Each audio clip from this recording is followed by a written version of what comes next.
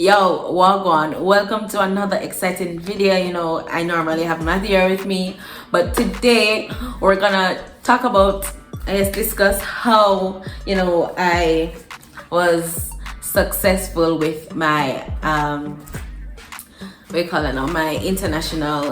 my study permit and how I applied for it and the steps to do. So let's get right into the video.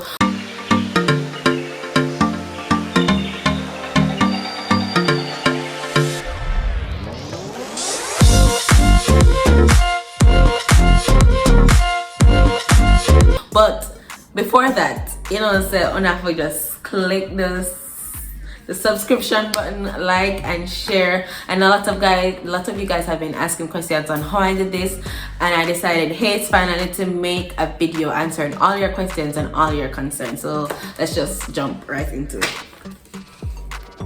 All right, so the first thing, if you see me looking down, I wrote some notes so I don't forget anything. So first thing to do is to decide, hey, what do you want to study?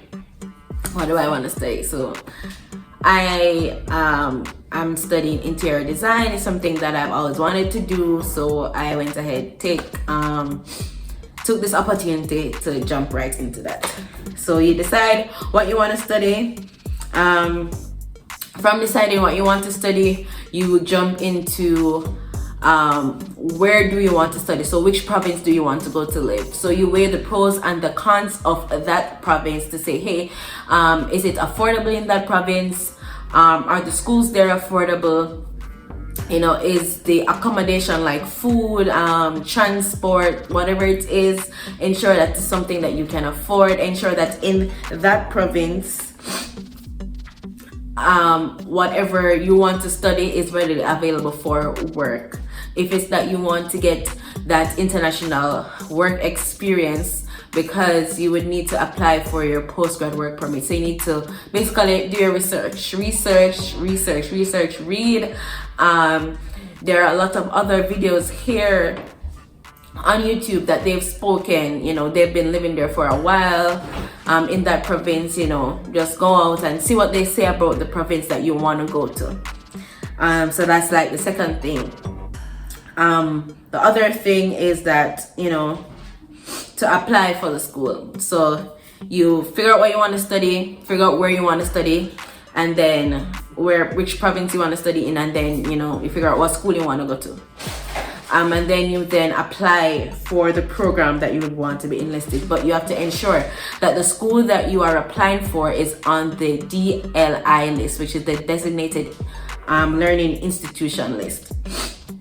And you would check if that school offers the PGWP, which is the postgrad work permit.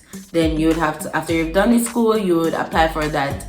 And then you'll be able to get your international, work experience. So in doing all of that, so once you've applied for the school, this is your chance to gather all your documents. So everything that you will need for the application. So you go on the IRCC website, you log in, you answer a questionnaire, and you get the process started. So you have 90 days to complete the application.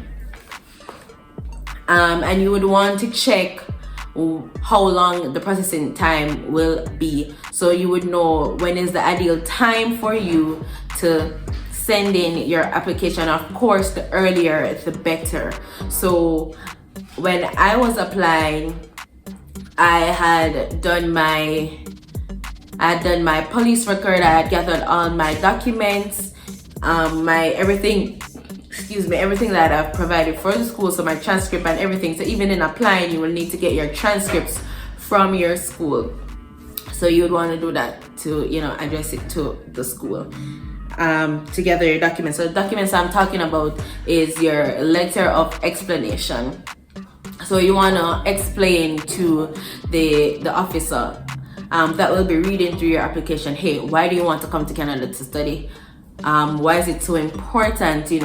Are you going to be contributing to Canada? How have you contributed, to your home country? And why Canada? Why Canada? You could go anywhere else, but you have to same as though you are writing your resume, writing your cover letter.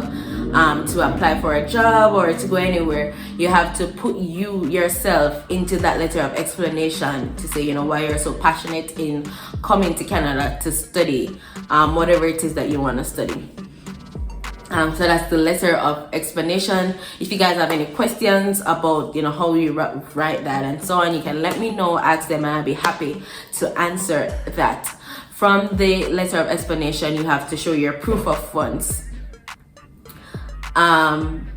Your proof of funds, which can be a letter from your bank stating, the amount of money that's in there, or you can provide statements which dates back to four months prior.